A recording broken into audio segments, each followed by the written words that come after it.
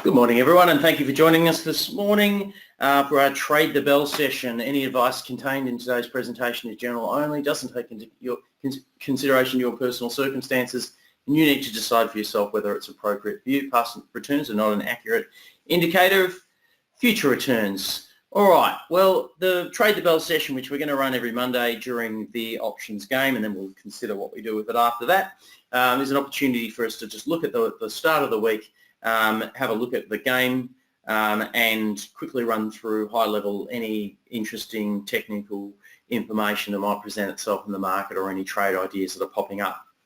The way the market's opened and the last couple of trading days, I might take ourselves to XJO. Which one is XJO? Yep, here we go.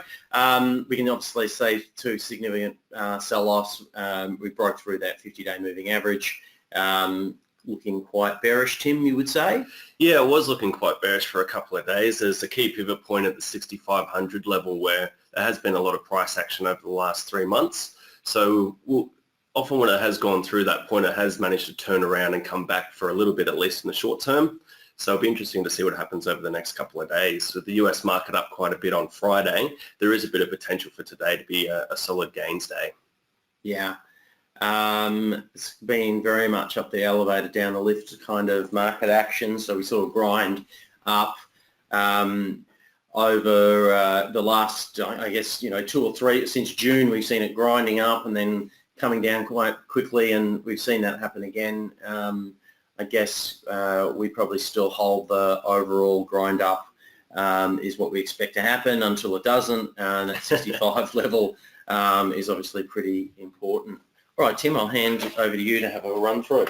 Perfect. So what we'll do, we'll run through some of the notable trades from the options game over the last week. So there haven't been any lit trades picked up by our scanners this morning. So this will be a little bit more, have a little bit more information for you to have a look at in the meantime. So one of the main trades that we had put down and put William Lake of the YOLO Puts gang in the lead was quite a large YOLO put, 370 Commonwealth Bank October 24th, 2019 puts. It was buying them for $1.12.5.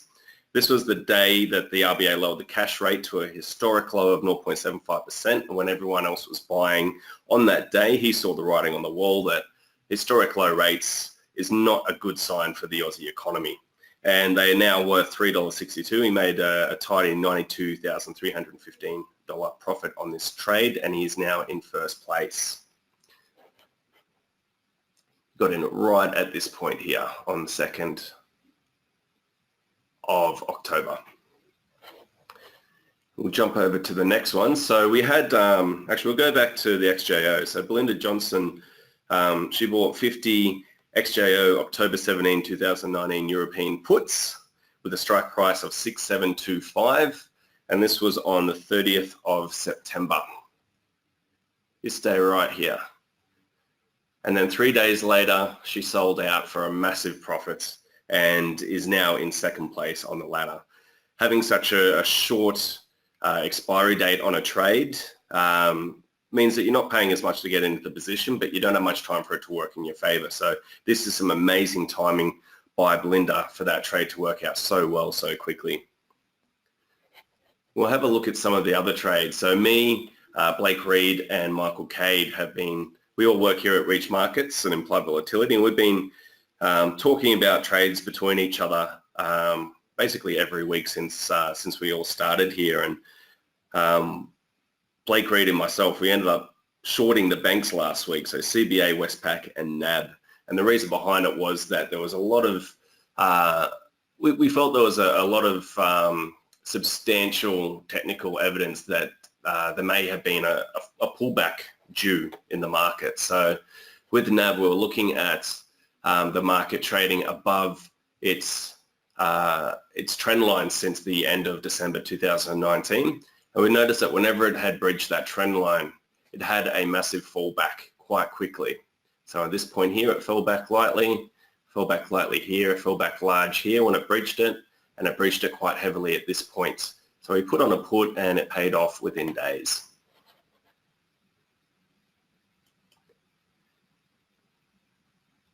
when we were looking at Westpac, we had a similar sort of idea as to what was happening in the market. It seemed that all the banks are kind of aligned with reaching their the peak of their trend line and also a major resistance level in their market. With the Westpac, bought some puts on this one right before the interest rate cut. So it was on a Monday, the interest rate came through on a Tuesday, kind of deciding should we hold on to this position, seeing that there is an interest rate cut. And the thinking that we had at the time was that this is a signal of something far greater going on in the markets and in the economy. If there's another cut 2 in 2 months to a new record low rate, that isn't a good sign. This is a signal from the market telling us that there is probably going to be something bad happening in the short term. So we bought some puts and they paid off quite well. And then the same goes for ANZ. Didn't actually do this one myself. However, it's a similar sort of story. It's reaching the top of its trend line and then fell quite dramatically. Got an interesting trade here. This is one that we've been looking at for the last week or so, A2M, A2 Milk. So it has had a terrific run over the past while. It has just gone up and up and up. And it has fallen back quite a bit from its highs at above $16 back in August. However, it looks like there is quite a strong resistance line around that $12.25 mark, which is where it is currently at. It'll be interesting to see where this one goes.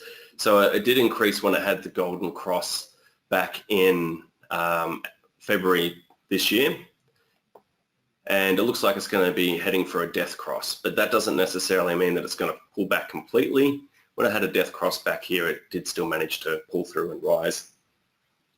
But this is a major pivot point for the market at this 12.25 mark. So if it does rise, it may rise substantially. If it does fall, it may fall considerably. So this is a bit of a red or black, but I'm hoping personally that it will work out for me.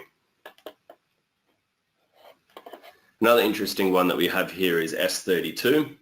So S32 has been on a long downward trend since late February, and it seems to be quite consistent in its fall.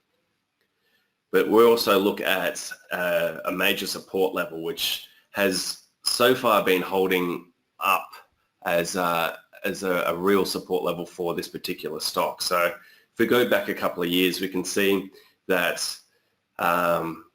there has been quite a bit of support at this level at $2.40 when it first breached and tried to pull back. It bounced off it a couple of times, continued to rise, and now it's bounced off it a couple of times again.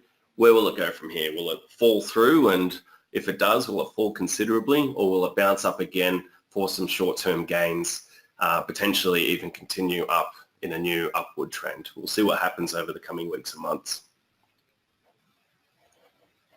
And last of all here we have Woodside Petroleum, the classic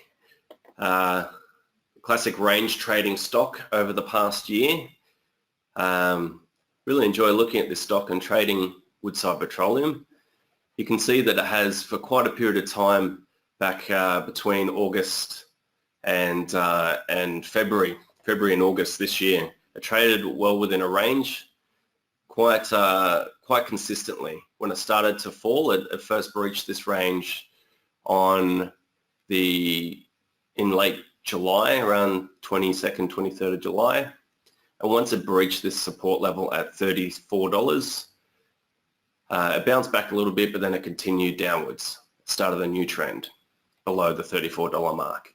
Now it has stabilized above, at around the $31 mark roughly, and it looks like it's continuing a trend between $31 and $33. Where will it go from here? Well, it looks like it is starting to bounce off this $31 level again, but we'll be interested to see how much push it has when it gets to the 50-day moving average, and if it can push all the way back up to $34 again. Were there any stocks that any of you wanted me to have a look at while you're on the line? Or did you have any questions about any of the stocks that I presented so far? If there are no questions, then we'll call this session to a halt and we'll look at running another session next week with another update on the week. I appreciate your time and we'll speak soon.